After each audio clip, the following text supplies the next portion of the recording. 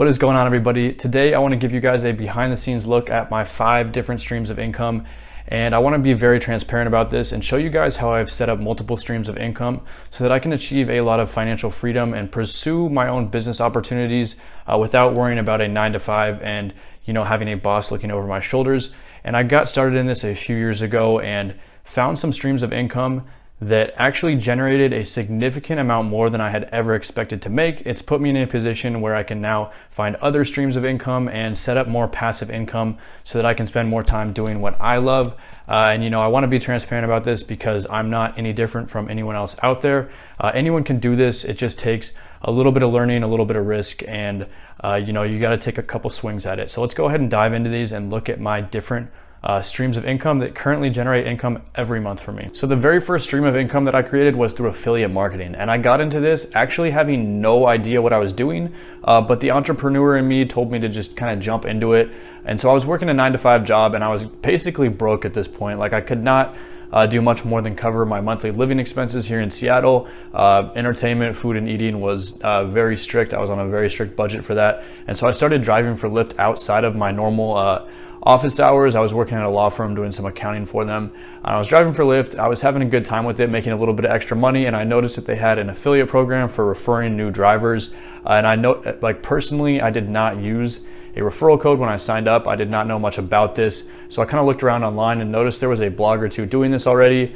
At first thought it was like, okay, someone's already gotten there, I can't do this. But I looked at it more and more, and I thought, I could do this better. I could create a better blog. So I went ahead and did that. Not saying that mine was better, but it was good enough to start giving drivers the right information that they needed to get started, because ride sharing was a new industry.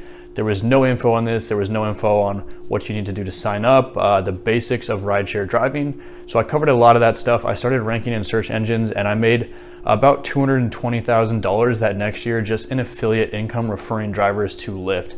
And this really changed my life and allowed me to find these other streams of passive income. So let's take a look at some of my affiliate income driving for Lyft and referring drivers back in 2016. It's a couple years ago. This is really how I got started. This is where things took off. And I'm not showing you guys this to brag, because I'm not here to brag. I'm here to show you guys that literally just about anyone can generate a stream of income, and it can become a lot of cash flow if you are in the right place. Affiliate marketing is one great way to do this. So if we look back at some of these earnings, you can see that weekly earnings are looking at $2,000, $3,000, sometimes $5,000, all the way up to like $13,000, $14,000 in some weeks alone. And this really allowed me to start finding those next streams of passive income that I then entered. So the next thing that I did once I had all this cash flow coming in was find a good accountant and figure out how much of this I was going to keep. Once I knew that, I looked into real estate, because my dad is actually in real estate and he was flipping houses in Seattle at the time. Seattle flips back in 2015, 2016 were doing crazy well. So we purchased a house. I went 50-50 with him. We bought it in cash in Auburn and flipped that 2 weeks later. Just based on market appreciation, we made about 30% on that. And that's not even a consistent stream of income. That was a one-time thing. And then I looked at my, going forward, how I wanted to make this more of a passive income. So I bought a house in Seattle, 3 bedrooms. I rent out 2 of them, clear over the mortgage, and I'm cash flow positive. And I also bought this house. It's actually the same as the house next door, but it was valued at about $100,000 less because of a lot of cosmetic issues. So I put about $5,000-$10,000 into this to create about $100,000 in equity, so that when I sell it, I will be getting significantly over that sales price. So I was sitting in this house. I kind of had some roommates. They're super cool. It was fun having them there, but making affiliate income and sitting in a house was not a full-time job. So I looked at other ways to kind of, continue creating this passive income. And I learned like a few tricks along the way. One of those was developing WordPress websites, because my initial blog, theridesharepanel.com, was built out on a WordPress website. So I picked up a client, a law firm in Seattle, and started helping them with their website. And I also picked up a couple other clients that I do social media management for, and mainly just growing their Instagram locally and getting them more followers, more exposure, so that they can bring more people in.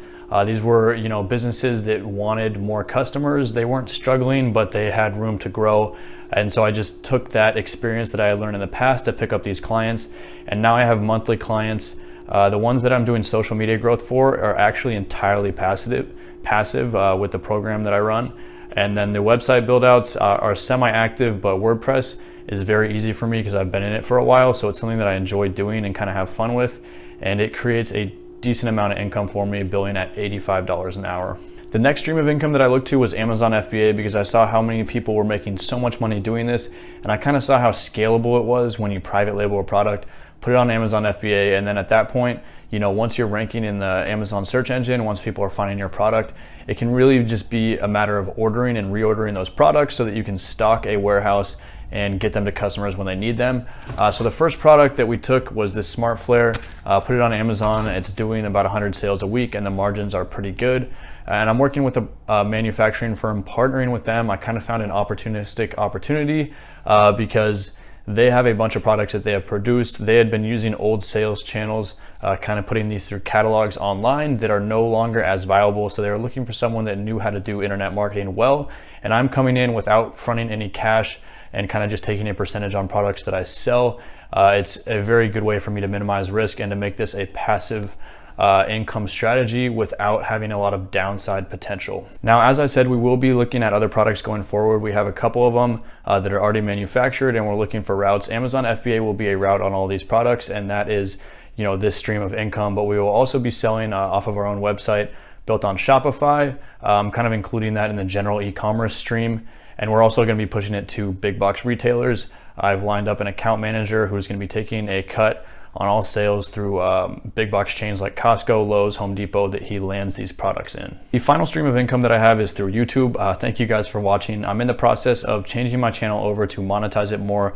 Going forward, just getting started, getting up to like 3,000 followers. I did not want to run ads on it, but I will be doing that going forward and looking at you know, other ways to generate income through YouTube. I do not plan on having this being one of the major streams of income. I think it's going to generate, you know, maybe a couple $100 a month starting off, and then as the channel grows, potentially more, maybe lining up some deals with product placement, depending on how that goes. We'll see how much I can grow YouTube, because I know a lot of people that have much bigger channels are actually doing really well just based off of monetizing, putting ads on their videos, and they generate a decent amount of income just doing this. Let me know what you guys think of my different streams of income. If you guys have other streams, leave a comment down below. I'd love to kind of hear from you guys. And if you've tried the streams that I mentioned, give me some feedback, because I also love getting that from you guys. And, you know, once again, not trying to do this to brag about how much money I'm making, and just trying to give you a very honest and transparent look at what I make and how I made that, because I'm not really different than anyone else. I'm just a persistent entrepreneur that likes to take a little bit of risk. And I think just about anyone can accomplish this with the right attitude.